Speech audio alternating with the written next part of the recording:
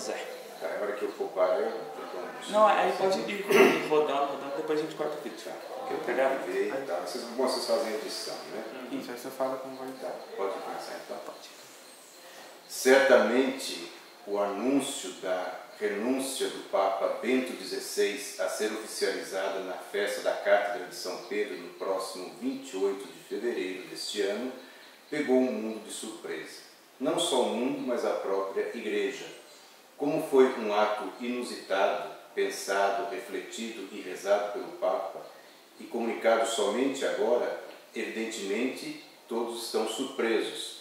E aí são muitas as interpretações que nós estamos vendo pelos meios de comunicação. Um gesto de fraqueza, de temeridade, ou um gesto de honestidade, de coragem, de humildade. Pessoalmente, eu vejo que é um gesto de profunda humildade e de lucidez.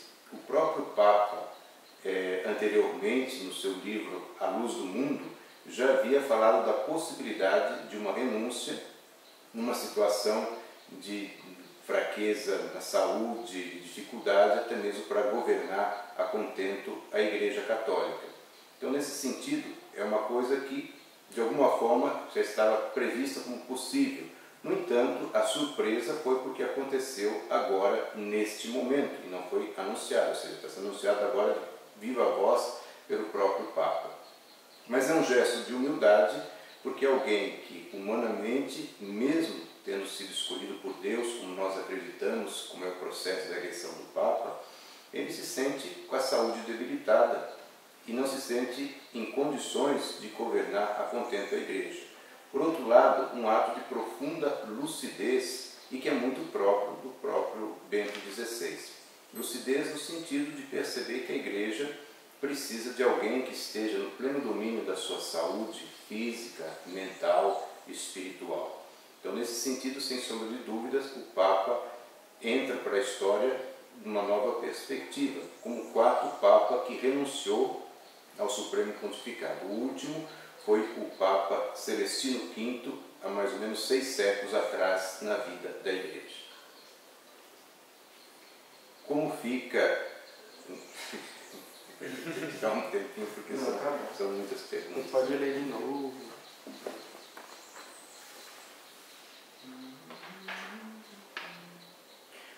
O Papa Bento XVI é o bispo de Roma, é o chefe da Igreja Católica, o sucessor de São Pedro, é um chefe de Estado. Do ponto de vista do supremo pastoreio da Igreja, ele mesmo, quando anunciou a sua renúncia, ele fala que entrega à Igreja, ao povo de Deus, os cuidados dessa própria Igreja, confiando na presença do Senhor Jesus. E anuncia que os motivos que o levaram a tomar essa decisão são exatamente por causa dessa questão da saúde. Como chefe de Estado, vários chefes de Estado já têm se pronunciado a respeito dessa questão, como o presidente da França ou a primeira-ministra da Alemanha.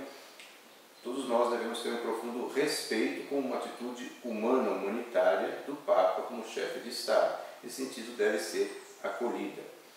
O próprio fato do direito canônico prever a renúncia do Sumo Pontífice significa que ela não deve ser aceita por ninguém. O ato de renúncia já acontece ipso facto, no próprio ato de pedir a renúncia, ela já vem aceita como tal, é como prevê o Código de Direito Canônico. O fato de ser previsto não significa que seja uma coisa usual. Tanto é que desde a promulgação do último Código de Direito Canônico em 1983, Bento XVI é o primeiro Papa a fazê-lo. Em termos de doutrina, isso não significa nenhuma infidelidade, nenhuma traição à própria Igreja, como alguns têm interpretado. Pelo contrário, não diminui em nada as afirmações de fé, as afirmações de moral, as afirmações de doutrina da própria Igreja, uma vez que isso está previsto da própria determinação canônica. Agora começam as especulações também a respeito do próximo pontífice. Como será ele, o que ele vai fazer, qual o impacto sobre a Igreja, qual o impacto sobre o mundo. Para a eleição do pontífice, já está previsto num documento que se chama De Romano Pontifice Eligendo, ou seja, sobre a forma de eleger o Romano Pontífice. Foi uma determinação que o Papa Paulo VI deixou um pouco antes de morrer e que foi reformulada por João Paulo II. Não sabemos se Bento XVI terá feito alguma disposição específica com relação a esse documento. Se tiver feito, nós o saberemos. De toda forma, para o procedimento da eleição do novo Papa, isso já está previsto nesse documento. De acordo com a praxe atual da Igreja, uma vez tornada pública oficialmente a renúncia, o cardeal Camerlengo, que é o responsável por essas situações, convocará o conclave. Então, os cardeais eleitores, atualmente cerca de 118 ou 119, acorrerão até Roma. Dentro de um prazo de 8 ou 9 dias, terão momentos de colóquio, de conversa a respeito. 1-0, por Os cardeais terão momentos de conversa entre si em Roma e depois será o procedimento, de acordo com o documento, 2 votações ao longo do dia até que se tenha eleito o Papa. Então prevê-se que no prazo de 3 a 4 dias isso aconteça. E no mais tardar, no final de março, nós teremos já o novo Pontífice. Teremos 2 papas então na Igreja? Não. Teremos apenas um Papa, uma vez que o atual Papa, renunciando ao munus petrino, renunciando à Diocese de Roma, ele fica como uma espécie de bispo de Papa emérito. É uma situação inusitada, porque nunca tivemos isso na Igreja desde há 6 séculos. No entanto, é uma situação nova que também coloca uma série de questões em termos do significado do Papa na vida da Igreja e na vida do mundo. Já o Papa João Paulo II, na encíclica Ut Unum Sint, sobre o ecumenismo, sobre a unidade dos cristãos, havia falado que o munus petrino, ou seja, o serviço do Papa como sinal de unidade, é algo de suma importância para o diálogo ecumênico.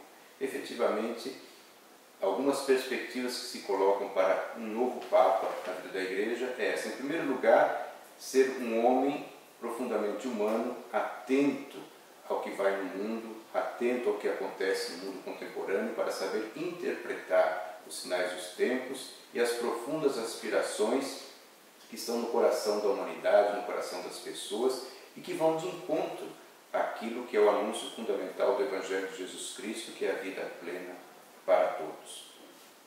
Um homem, um pastor, um Papa que é um bom pastor, que é o sinal da unidade da Igreja Católica e também o sinal de diálogo profundo com as outras igrejas cristãs. Nesse sentido, espera-se que o novo Papa continue nessa perspectiva de diálogo ecumênico com as outras igrejas e comunidades cristãs e também com as religiões mundiais e com os homens e mulheres de boa vontade que procuram a justiça, a construção da paz, a solidariedade, enfim, uma obra de renovação do mundo. E o Papa é, sem sombra de dúvida, talvez a maior autoridade moral reconhecidamente no mundo todo capaz de fazer isso. Pode-se aceitar ou não aquilo que diz o Papa, mas aquilo que é dito por ele é ouvido, tem uma repercussão em escala mundial, não apenas em termos religiosos, mas também em termos políticos, em termos culturais, em termos humanos. Quem será o próximo Papa? Um europeu? Um africano, um asiático, um latino-americano? Não sabemos. Poderemos ter muitas surpresas a partir do próximo conclave. Um Papa latino-americano, todos aqueles que têm menos de 80 anos podem votar e podem ser eleitos papas, ou seja, são os papabili. Há alguns nomes que a imprensa agora começa a ventilar. De toda forma, eu me atreveria apenas a citar um nome, que é o cardeal de Tegucigalpa, Monsenhor, agora fugiu um pouquinho, já volto. Eu me atrevo a ventilar apenas um nome, que é o cardeal de Tegucigalpa, Oscar Maradiaga, que inclusive no último conclave foi também cotado como papado. Quem vai ser? Só saberemos após o próximo conclave. Acho que já está, né?